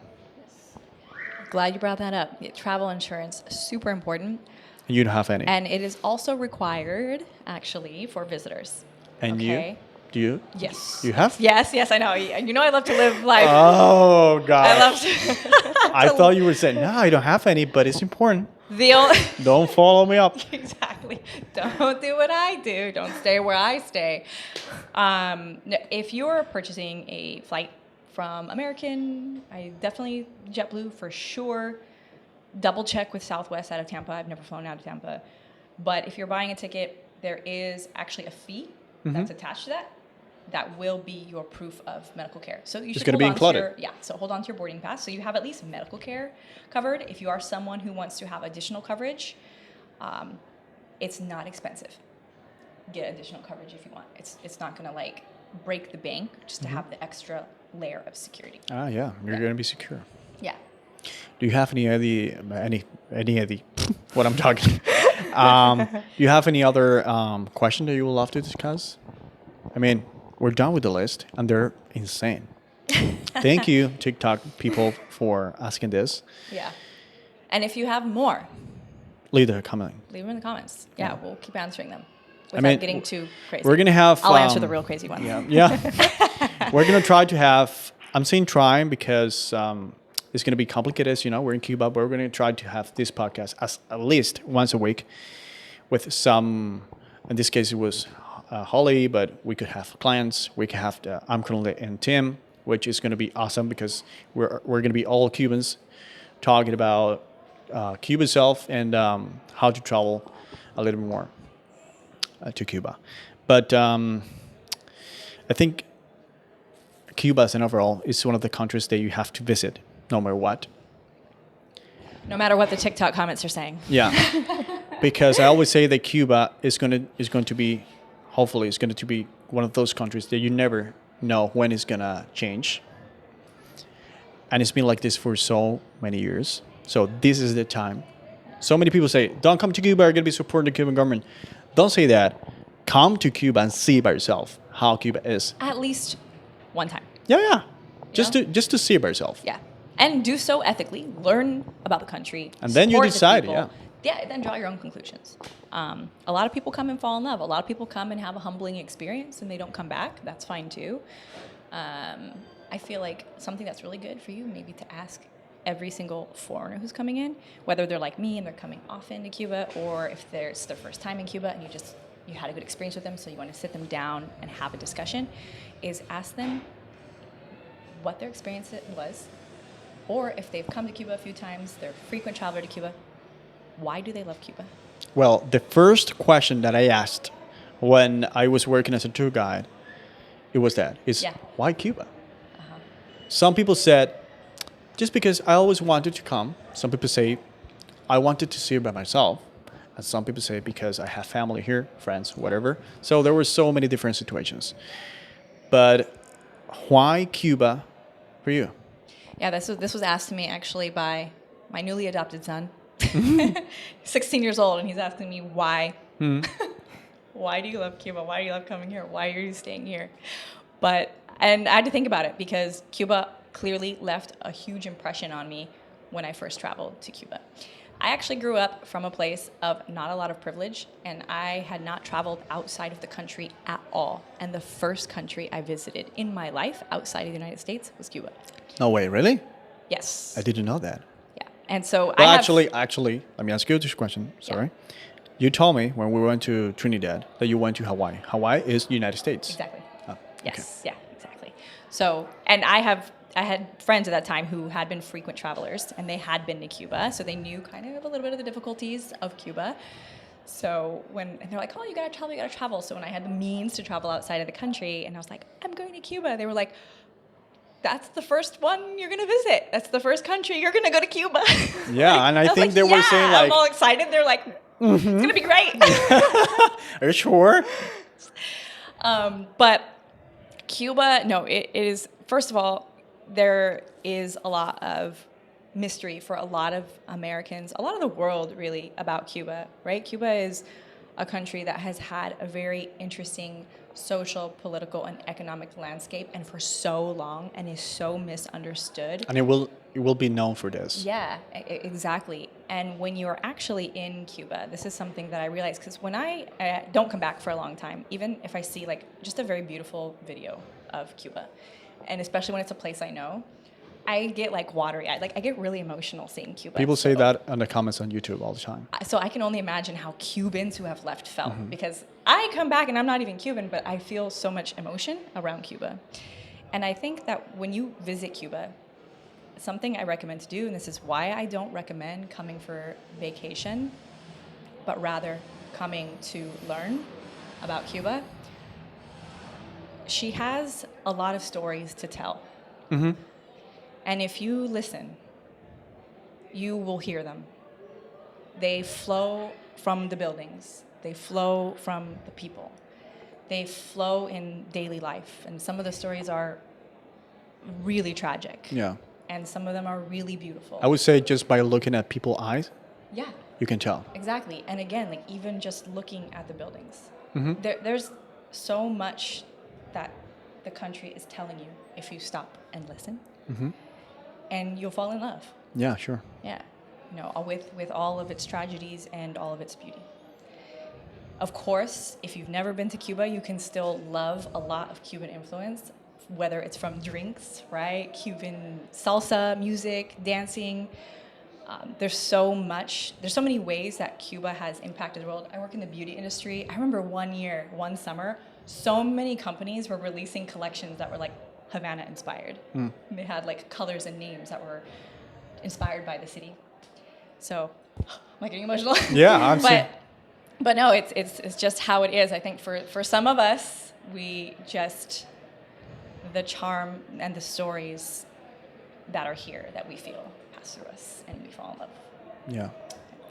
And to all of you who have no idea how Cuba is yet, another tip that I can give you, and this is going to be the last one for this podcast, is don't Google about visiting Cuba. No. It's not going to work. That information will be outdated in 2 months. Like Imagine that if you Google Cuba, for example, how much is going to cost me a meal in Cuba? They're going to be like calculating the dollar 24. and nowadays officially it's 120. Right. They're gonna tell you, oh, the cost of living in Cuba for a week is gonna be $200. No way. Absolutely not. And that's just the minimum, right? So, huge tip is ask people in Cuba or people who have visited Cuba recently because of a change in Cuba. Cuba changed like this all the time. So, or YouTube. Go to I'm currently in, or go to, I don't know, Airbnb and type a host, or find Cuban people on the internet and just write, you know? People think that Google is everything. For Cuba, it's not. No. For you. Yeah. I mean, specifically talking about American people, they think that Google is everything. Cuba is not Google, man. Yeah, no, absolutely not. Oh, yeah. But you can also follow me on TikTok and send me a message. Yeah, you should. Leave a comment. I will answer to the best of my ability. Just from, obviously, an American perspective. I am not Cuban, but I'm here a lot. I'm with my fam a lot. So feel free to ask. We'll Yeah. get answers for you. We're going to put all the links down below. Yes. And thank you for coming. Thank you for having me. You guys are It the was a best. real pleasure. Thank you. You were almost 2 hours late, but you make it. You made it. It was great. I'm on island time. Oh, that's another topic that we can talk about the timing in Cuba, but Yeah, it's gonna exactly. be a Let's good save that for another day. one. Yeah, but no, really, thank you. Appreciate it. Love you so much. Oh, I love you. You're the best. And see you guys in the next podcast. If you wanna follow us on Instagram, we're gonna be like doing micro content. We're gonna have a lot of reels, photos, travel content. Always give you value tips. So if you highly appreciate this, subscribe to the channel. I'm gonna put Gavi's Instagram, Holly's, and ours. I'm currently in. And if you want to come to Cuba, I highly recommend you to check imcurrentlyin.com. Not only for the experiences that we're gonna have here for you, which are going to be like basically all about the culture in Cuba, always mixed with Cuban real local life, but for a blog that we have launched, which are going to be having a lot of tips and how to when it comes to visiting Cuba, which are going to be extremely helpful because people don't know anything about Cuba. I don't know how. I've been creating content about Cuba for 3 years. They still You have have to just continue. You make the same video 15 times. it's fine. like Someone's gonna find it and find it helpful. but it's I mean, like, we're going to be creating this podcast and tomorrow someone is going to be asking the same question. And that's okay. Yeah, By the way, sure. that's fine. But it's crazy how it's like, it's forever a mystery. Forever a mystery. So we're done. Love you and Yes. see you in a bit. As Alex says, ciao, pacao. Ciao, pescado, a la vuelta picadilla. Thank you guys.